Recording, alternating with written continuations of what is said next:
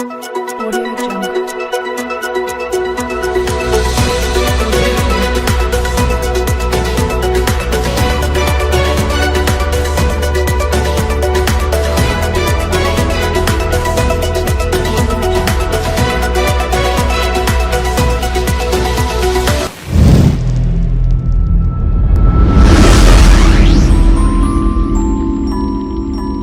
राजस्थान में पिछड़ों के मोर्चे पर पूरी ताकत झोंकेगी भाजपा।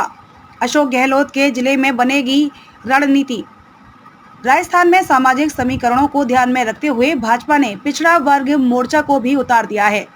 मोर्चा की राष्ट्रीय कार्यकारिणी की बैठक 8 से 10 सितंबर तक जोधपुर में होगी। यह मुख्यमंत्री अशोक गहलोत का गृह जिला भी है। गहलोत खुद पिछड़ा वर्ग से आते हैं। इसके अलावा पार्टी वहां पर बूथ स्तरीय सम्मेलन भी करने जा रही है। केंद्रीय गृह मंत्री अमित शाह इन कार्यक्रमों में हिस्सा लेंगे। राजस्थान में अगले साल विधानसभा चुनाव होना है। बीते दिनों भाजपा ने पटना में अपने सभी मोर्चों की संयुक्त बैठक कर संगठनात्मक दृष्टि से बड़ी पहल की थी।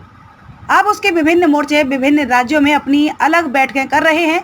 पिछड़ा वर्ग मोर्चा के जरिए भाजपा मुख्यमंत्री अशोक गहलोत के इस मजबूत वोट बैंक में सेंध लगाने की कोशिश में है। इसके अलावा राज्य में वरिष्ठ नेता और केंद्रीय मंत्री गजेंद्र सिंह शेखावत का संसदीय क्षेत्र भी है। भाजपा राजस्थान में शेखावत को राजनीतिक मोर्चे पर लगातार आगे बढ़ा रही है। पार्टी के एक वरिष्ठ नेता ने कहा कि चुनाव में भले ही 1 साल से ज्यादा का समय है, लेकिन पार्टी विभिन्न मोर्चों पर अपनी तैयारियों को अंतिम रूप दे रही है। इसी कड़ी में ओबीसी मोर्चा ने भी अपनी तैयारी शुरू कर दी है। राजस्थान की आबादी में लगभग 53% आबादी पिछड़ा वर्ग समुदाय की है। 200 विधानसभा सीटों में से 50 से ज्यादा सीटों पर यह निर्णायक भूमिका में है। राज्य में अभी 50 से ज्यादा विधायक ओबीसी समुदाय से हैं। इनमें जोधपुर संभाग से 15 ओबीसी विधायक हैं, जिनमें कांग्रेस के 11 व भाजपा के 4 विधायक हैं। 59 सीटें एससी एसटी के लिए आरक्षित हैं। राजपूत समुदाय 25 सीटों को प्रभावित करता है। उससे ज्यादा असर जाट समुदाय का है। 2 दशक से सत्ता बदली रही। राजस्थान में 2 दशक से चुनाव के साथ सत्ता बदली रही। बीते विधानसभा चुनाव में कांग्रेस ने 200 में से 100 सीटें जीतकर सरकार बनाई थी। भाजपा को 73 सीट ही मिली थी। बसपा 6, माकपा 2, आरएलपी 3, बीटीपी 2, रालोद 1 और 13 निर्दलीय जीते थे। हालांकि 6 माह के भीतर हुए लोकसभा की सभी 25 सीटें एनडीए ने जीती थी।